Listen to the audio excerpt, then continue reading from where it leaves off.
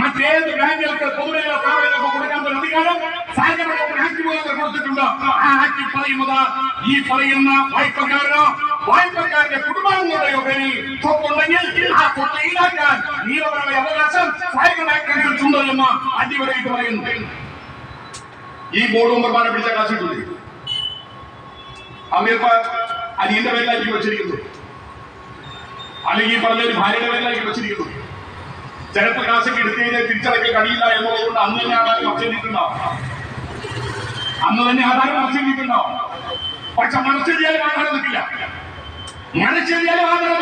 ആ ആധാരത്തിൽ ഒരു നടപടി സ്വീകരിക്കാൻ തീരുമാനിച്ചാൽ ആ വാങ്ങിയ അടക്കമുള്ള ആളുകൾ കുടുംബത്തോടെ ചെന്ന് ആ വീട്ടിൽ ഇരിക്കുമ്പോ, നിങ്ങൾ ഇവിടെ ഇരുന്നതുപോലെ അവർ പോയി ആ വീട്ടിൽ ഇരിക്കുമ്പോ ആ പണം ഏത് വസ്തു വിട്ടിട്ടാണെങ്കിലും ഇവിടെ കൊണ്ടുവന്ന് ബാധ്യത നടത്താൻ ഈ പാവപ്പെട്ട നിക്ഷേപമുള്ള പണം തിരികെ കൊടുക്കാം. ഒരു കുഴപ്പമില്ല. അല്ലാത്തതെല്ലാം കേസെടുക്കണം. ഞാൻ ചോദിക്കുന്നത്, ഏത് ഡയറക്ടർ മെമ്പറാ ഈ തട്ടിപ്പിന് ജയിലിൽ പോയി കിടക്കാൻ തയ്യാറുള്ളത്? അവന്റെ കുടുംബക്കാർ ആരാക്കിയിരിക്കുന്നത്? അവൻ ജയിലിലേക്ക് പോകും. ഈ പറഞ്ഞ പോലെ ദിവസങ്ങൾ അറിയിപ്പെടാൻ കഴിയില്ല. അതുകൊണ്ട് ജയിലടി എന്നും വ്യക്തമായ നടപടിയോട് തന്നെ പോകും എന്ന് കണ്ടാൽ ആ സ്വന്തം ഭർത്താവാണെങ്കിലും സ്വന്തം അച്ഛനാണെങ്കിലും ഇവരൊന്നും ജയിലിലേക്ക് പോകാതിരിക്കാൻ ആവശ്യമായ എല്ലാ നടപടികളും അവര് സമ്മർദ്ദം ഉണ്ടാക്കുകയും അവരെല്ലാം ഈ പറഞ്ഞ പോലെ നടപടികളിലേക്ക് പോകും. ഈ പണം തിരിച്ചറിയുകയും ചെയ്യും. ഒരു പരിധിവരെ പണം വന്നാൽ നമുക്ക് ബാങ്കിന്റെ നടപടികളൊന്നും പൂർത്തിയാക്കി മുന്നോട്ട് കൊണ്ടുപോകാമല്ലോ. ഇവിടെ അഡ്മിനിസ്ട്രേറ്റീവ് കമ്മിറ്റി വെച്ചാൽ പോലെ ഞാൻ ചോദിക്കുന്നത്, ഇവിടെ അഡ്മിനിസ്ട്രേറ്റീവ് കമ്മിറ്റി വെക്കാമല്ലോ. എന്താ കുഴപ്പം? ഈ ബോർഡിൽ ഞങ്ങൾ വിളിച്ചുകൊണ്ടല്ലോ. ബോർഡിനെ പിരിച്ചുവിട്ടാൽ ഒരു അഡ്മിനിസ്ട്രേറ്റീവ് കമ്മിറ്റി വെക്കാം. ആ അഡ്മിനിസ്ട്രേറ്റീവ് കമ്മിറ്റി എന്ന് പറയുന്നത് രാഷ്ട്രീയക്കാരെ മാത്രമല്ല, ഈ നിക്ഷേപകരായിട്ടുള്ള ആളുകളെയും ഈ ബാങ്കിൽ അംഗങ്ങളായിട്ടുള്ള ആളുകളെയും നിന്ന് പ്രഗത്ഭരായിട്ടുള്ള ഇതിനെ കുറിച്ച് അറിയാവുന്ന ആളുകളെ വെച്ച് അത് ഭരിക്കാം. അതുമല്ലെങ്കിൽ ഉദ്യോഗസ്ഥർക്ക് വരിക, ഈ ബാങ്ക് റൺ ചെയ്ത് പോയിക്കോളൂ, അത് കൊണ്ടുപോട്ടെ, ഇനി ബാങ്ക് കിട്ടാൻ പറ്റും. ഇനി ഇതോടുകൂടി അംഗവാദി അവരുടെ ബാങ്ക് വേണ്ട എന്ന് വയ്ക്കാൻ മതിയോ? ഇല്ലല്ലോ.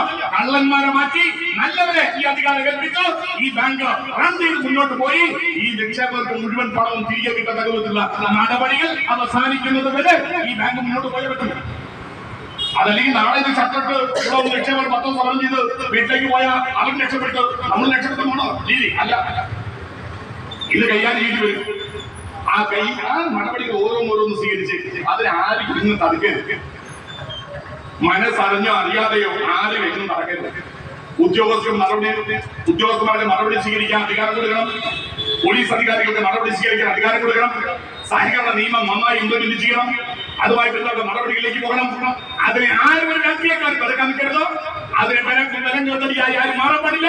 അങ്ങനെ വരുന്നുവെങ്കിൽ ഈ പണത്തിന്റെ 50% പണമെങ്കിലും തിരിച്ചു വരാൻ കഴിയുന്ന ഒരു സ്ഥിതിവിശേഷമുണ്ട്. ഈ ബാങ്ക് റൺ ചെയ്യും. ഇവരുടെ എല്ലാം പണം ഒരു പരിധി വരെ തിരിച്ചു കൊടുക്കാൻ കഴിയും. ചിലപ്പോ പെട്ടെന്ന് മുഴുവൻ കാശ് ഈ 6 മാസം കൊണ്ടോ ഒന്നും കൊടുക്കാൻ കഴിയില്ലെങ്കിലും ഈ നിക്ഷേപങ്ങളുടെ മനസ്സിൽ ഒരു ആശ്വാസം ഉണ്ടായാൽ മതി.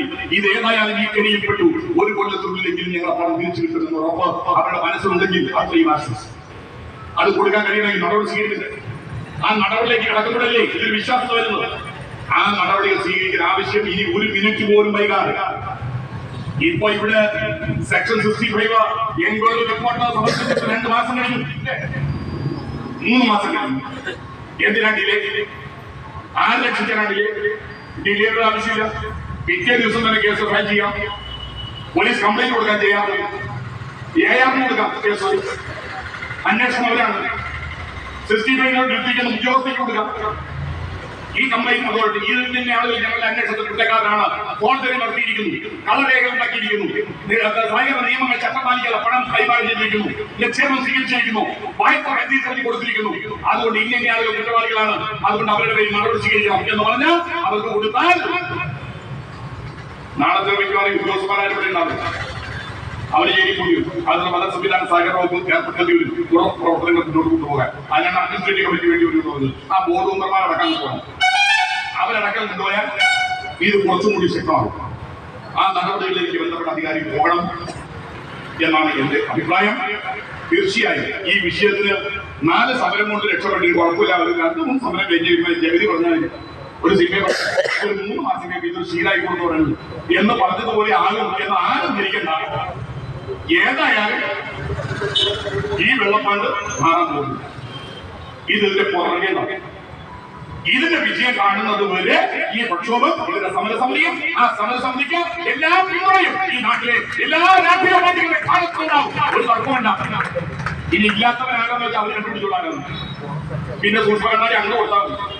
കാരണം പൊതുജനത്തിന് പ്രശ്നം വന്നപ്പോ രാഷ്ട്രീയം നോക്കാതെ തന്നെ ഞങ്ങളുടെ കൂടെ നിന്നവർ ആരൊക്കെയാണ് എന്ന് ഈ രാഷ്ട്രീയ പാർട്ടികളെ എല്ലാം ഒന്ന് തുലനം ചെയ്യണമല്ലോ എന്നാണ്. അവിടെയാണ് രാഷ്ട്രീയ പാർട്ടിയുടെ കടമ. ആ കടമ നിർവഹിക്കാൻ എല്ലാ രാഷ്ട്രീയ പാർട്ടികളും ഒരുമിച്ച് കോൺഗ്രസ് പറയണം. കോൺഗ്രസ് അറിയാൻ ഈ കോൺഗ്രസ് പറയണം, ഞങ്ങൾ കള്ളന്മാരെ കൂടെയാണെന്ന് പറയണം, പൊതുജനത്തോട് തുറന്നു പറയണം. എന്നിട്ട് കോൺഗ്രസ് മാറണം. അതല്ലെങ്കിൽ കോൺഗ്രസുകാരനായിപ്പോയി എന്നതിന്റെ പേരിൽ നിക്ഷേപകരെ പറ്റിച്ചിട്ടുണ്ടെങ്കിൽ ആ കോൺഗ്രസുകാരെ ശിക്ഷിക്കാനാകണം എന്ന് MLA പരസ്യമായി പറയുകയും MLA പരസ്യമായി ഈ സമരത്തിന് മുന്നിൽ വരണം എന്നാണ് എന്റെ അഭ്യർത്ഥന. അവിടെയാണ് ജനപ്രതിയുടെ കടമ നിർവഹിക്കുകയുള്ളൂ. അവിടെ ആ കടമ പൂർത്തീകരിക്കുകയുള്ളൂ. ആ കടമ നിർവഹിക്കണം. ആ കടമ വോട്ട് ചോദിക്കാൻ വേണ്ടി മാത്രം പറഞ്ഞ പണിയല്ല. വോട്ട് ചോദിക്കാതെ വരുന്ന പണി കല്യാണത്തിനും മാമോദിസക്കും ഈ പറഞ്ഞതുപോലെ എല്ലാത്തിനും പറ്റില്ല. പണി മാത്രമല്ല, MLA പണി ഇതൊക്കെയാണ് പ്രധാനമായ പണി. ഇത്ര കോടി രൂപയുടെ തട്ടിപ്പോയി അങ്കമാലി പ്രദേശത്ത് ആളുകൾ നടന്നിട്ടുണ്ട്. അങ്കമാലിയുടെ പണം കിട്ടാൻ വളരെ എളുപ്പമാണല്ലോ. കാരണം വേണ്ട ആളുകളിൽ ഈ വിദേശത്തൊക്കെ പോയി പണിയെടുത്ത വേറെ രാജ്യം നടന്നു. ഇത് മേടിച്ചിട്ട് പറ്റിക്കാണോ ഇവിടുത്തെ പണി ബാങ്കിൽ.